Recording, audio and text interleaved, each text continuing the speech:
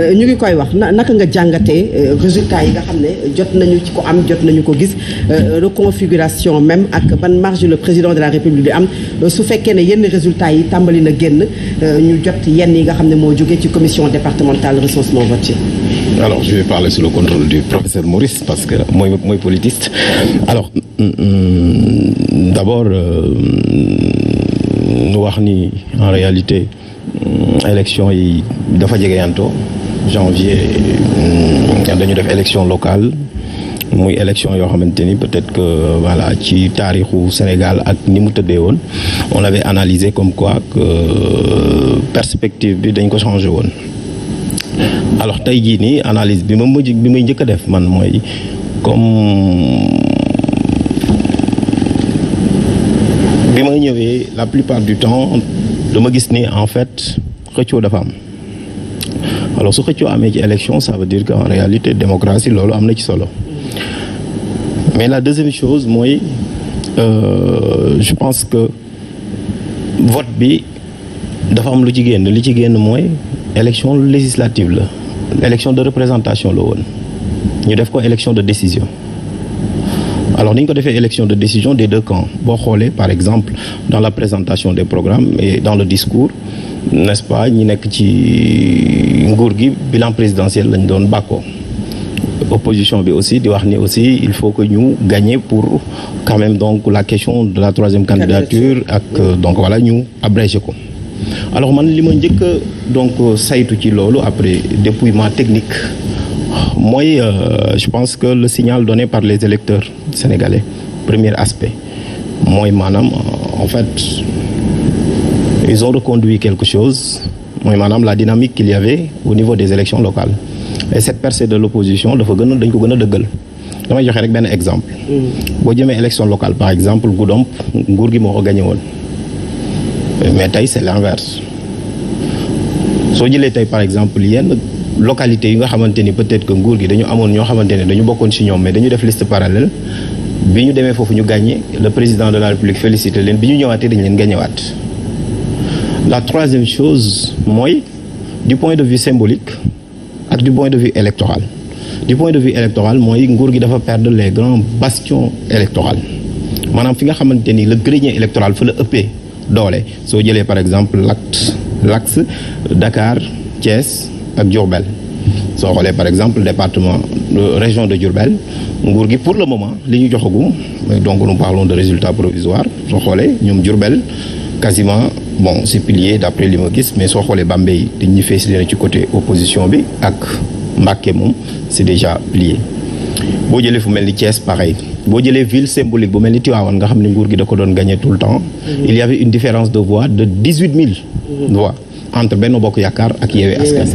Wi Yewwi Askan Wi a renversé la tendance boo ñëwee Dakar fu mel ni Guédiawaye quasiment 10 000 voix la ñu rawee woon ñoom waa Benno Bokk Yaakaar mais cette fois-ci c'est 20 000 dañ ko doublé kon nga xamante ni en fait donc l'opposition au-delà de sa percée aussi dafa am tey jii en réalité lu mu def muy xaw a dëggal une victoire dans certaines localités ba pare dem nanguwaat nag yeneen bastion li koy wane mooy fi mel ni Mbour par exemple Mbour ngay ko gagné woon mais tey jii ils sont en ballottage pour ma tënk mu gaaw parce que je pense que damay jox professeur Maurice mooy en réalité élection bii nii li ci génn ñaar la boo xoolee du point de vue li may wax électoral c'est symbolique électoralement les centres urbains donc voilà nguur gi daf ko perte et beneen bi ci topp mooy soo xoolee là où le pouvoir a beaucoup plus investi dafa perte là où il a le moins investi dafa gagné loolu aussi war nañ ko ñàngaat beneen bi ci topp aussi soo xoolee mooy opposition bi am na fu mu doon xalaat mu gagné ko te gagné wu ko lan moo tax gagné wu ko soo xoolee par exemple l'intercoalition bi ñu teg ñoom en réalité c'est une sorte de bipolaire mais boo xoolee am na fon bu ñu déggee maître il y a pas d'intercoalition. Alors moi je parle de l'intercoalition parce que en réalité c'est un langage qui est acceptable. Intercoalition plutôt, mais j'ai parlé de bipolaire moi. Je suis dans le langage technique. Bipolarisation, oui. Non, de bipolaire. Bipolaire, okay. C'est pas une bipolarisation. Ailleurs on parle de triangulaire. En fait dañu ànd ñoom mu am stratégie de désistement. Mais soo xoolee problème bi li ko indi je l'ai soulevé mooy sunu administration électorale ma gaaw foofu dafa réadapté wul man damay topp code électoraux yi mais boo ñëwee ba code de 2017 dafa am lu mu indi lu bees daf lay wax ne la foo dem nga désister fa il faut aussi nga préciser le mode de scrutin xam nga qui choisit élimine et en droit qui ne dit mot ne consent pas. te boo jëlee article L 174-4 moo la koy wax donc man damaa jàppoon normalement ni su administration électorale bu Sénégal donc voilà defoon un toilettage normalement faut désister boo fa choisirul le mode de scrutin maanaam choisiroo benn doo fa am benn liste mais bon loolu amul c'est-à-dire que on a continué les deux listes mais dans la stratégie électorale et la stratégie politique la coalition Wallu et la coalition Yewwi Askan Wi ils ont essayé de passer le mot à leurs électeurs am na fu bëri foo xamante ni jàll na surtout soo demee fu mel ni en Italie par exemple sud da ngay gis Yewwi 0 lay am foofu Wallu mooy jàll mais da ngay dem yenn fu mel ni Mbour par exemple nga gis ni Wallu am na fa lu bëri plus de 2000 voix te waru fa woon am dara peut-être que ñooñu xamuñu woon en réalité bipolaire bi ndax dañ ko waroon a accepter loolu aussi ay rëq-rëq la peut-être que voilà dafa am marge d'erreur ci li nga xamante ne moom lañ def beneen bi si topp nag mooy la troisième chose mooy électeurs yi dañu wax ak acteurs yi surtout la classe politique. Première chose, ils ont donné un signal au pouvoir par rapport à son bilan économique, par rapport à son bilan législatif que le pouvoir avait refusé de faire. Je rappelle que moi, j'en parlais tout le temps, dama doon wax ne le pouvoir doit faire son bilan législatif. D'ailleurs, boo xoolee nguur gi sax ñoom ñoo tombé dans le piège de l'opposition. Parce que bi opposition bi jëlee ñëw defatul élection bi élection de représentation mais def ko élection de décision waa nguur gi ñoom dañu ñëw di présenter bilan présidentiel au lieu ñu présenter bilan législatif alors que soo demee sur la RTS à partir du 16 juillet le ministre secrétaire général du gouvernement Abdou Latif Coulibaly dafa waxoon ni sax ñoom président soññ na leen pour ñu mettre à la disposition du public le bilan législatif donc ñoom teguñu bilan législatif mais bilan présidentiel la ñu teg soo gisee sax le ministre Amadou Hott moo ko doon présenté donc muy jeexi jaaxa boo xamante ni nit c'était favorable à l'opposition parce que opposition président de la République la ñu visé woon par rapport à sa troisième candidature et par rapport à son bilan beneen bi ci topp mooy en réalité démocratie Sénégal tey parce que dañuy nar a dugg bu fekkee tendance yi ballottage favorable la parce que nit ñi dañuy wax ni est-ce que xam nga mën nañu dem assemblée nationale muy donc Benno Bokk Yaakaar comme muy Yewwi Askan Wi ñoom ñett wala ce ménage à trois kenn du ci am la majorité donc su boobaa noonu on peut descendre vers ce qu'on appelle le régime parlementaire minoritaire et su boobaa noonu dafay am des accords législatifs donc boo xoolee les citoyens dañu ñëw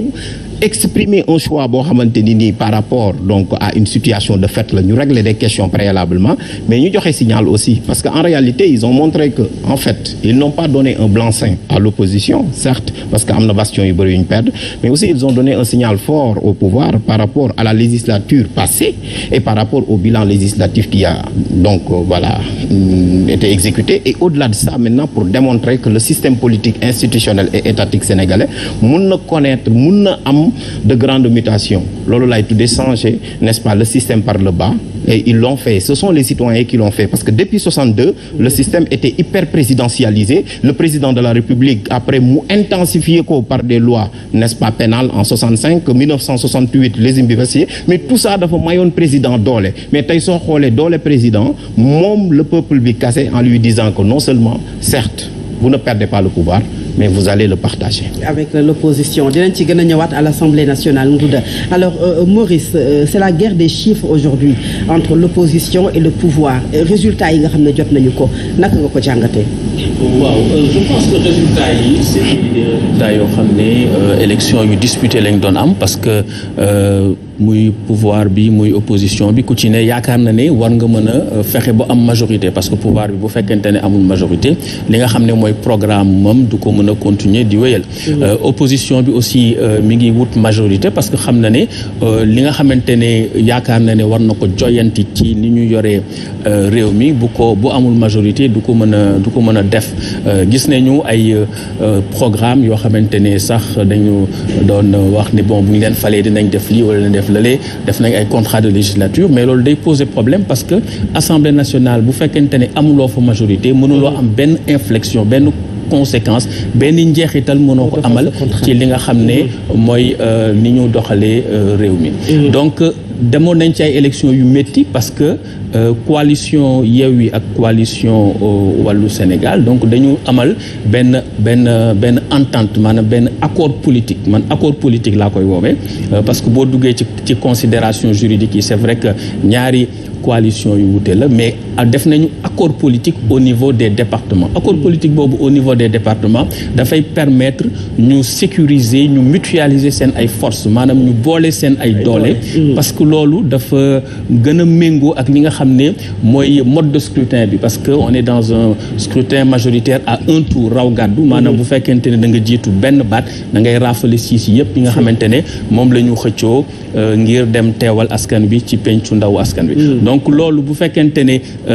am na finalement ci département yi wutatuñu majorité mais da ngay fexe rek bu jiitu comme da ngay fexe rek bu jiitu ñu ne kon nañu jël li nga xamante ne moom la ñaari coalition yi gën a am doole ci opposition bi am ñu boole ko bu ko defee dinañu jiitu ci ay département yu bëri ba noppi gën a yokk lim bi nga xam ne mën nañ ko am ci jongante bi donc loolu mooy intercoalition bi mais intercoalition dañ ko war a dégg ci sama gis-gis comme un accord politique comme l'expression d'un pragmatisme politique c'est-à-dire nan la ñu def ba gagner le maximum de députés parce que c'est ce que Yewwi et Wallu ont réussi. C'est ce qu'ils ont réussi et on a vu que par exemple lors des élections législatives de 2017 Benno Bokk Yaakaar avait eu 49,48% des voix donc ils étaient minoritaires en voix tout en ayant une amplification exponentielle de la victoire maanaam nga am 49,48% des voix ba noppi am 125 sièges à l'Assemblée sur 165 loolu li ko waraloon mooy raw gàddu bi am ci département yi loolu moo gën a tax opposition bi gis ne ñaari coalition yi ëpp doole bu fekkee bëgg nañ am lim bu takku Assemblée nationale fokk ñu boole seen doole ngir booloo ci département yi donc loolu benn jàngat bu jiitu la ci élection yi léegi aussi ci par rapport ak li nga xam ne mooy proclamation des résultats dañu ne nul ne peut être juge et partie en même temps d'autant plus que loi électorale bi dafa leeral mbir yi ba mu leer ñi nga xamante ne ñoo nekk ci bureau de vote yi bu ñu paree defar PV yi dañ ko war a yóbbu ci commission départementale de recensement des votes buñ ko jëlee bu jógee ci commission nationale de recensement des votes dal di dem ci commission nationale de recensement des votes bi nga xamante ne am na ñetti fan maanaam 72 heures yoo xam ne war na proclamer les résultats provisoires pour résultats provisoires yooyu nag buñ ko proclamer ba pare dañ ko dal di jébbal conseil constitutionnel mooy dal di àtte bu fekkente ne am na ñoo xam ne d'accorduñu ci résultats provisoires yi nga xam ne commission nationale de recensement des votes def na ko donc su fekkente ne ku ci nekk yem nga ci li yoon wax normalement warul am problème. Pourtant ñu ngi commencé du habitué wu ci loolu ci élection ci Sénégal su paree coalition bu ci nekk da ngay tàmbal di génn di fëgg sa dënn ne yaa jël ndam li. waaw loolu nag lu ñu war a moytu la parce que dafay andi désinformation et puis mën na andi loo xamante ne day andi ay tension ay conflits. Voilà parce que boo taxawee ne maa gagné kii taxaw ne maa gagné dans ce cas on n'a plus besoin d'arbitre. kon lu ñu doyee commission départementale de recensement des votes lu ñu doyee commission nationale de recensement des votes lu ñu doyee conseil constitutionnel kon nañu bàyyi ñu def vote bi après ku ci nekk ne de ton côté maa gagné après donc loolu nan lañ koy trancher donc loolu je pense que lu ñu war a xoolaat la et ça interpelle tous les acteurs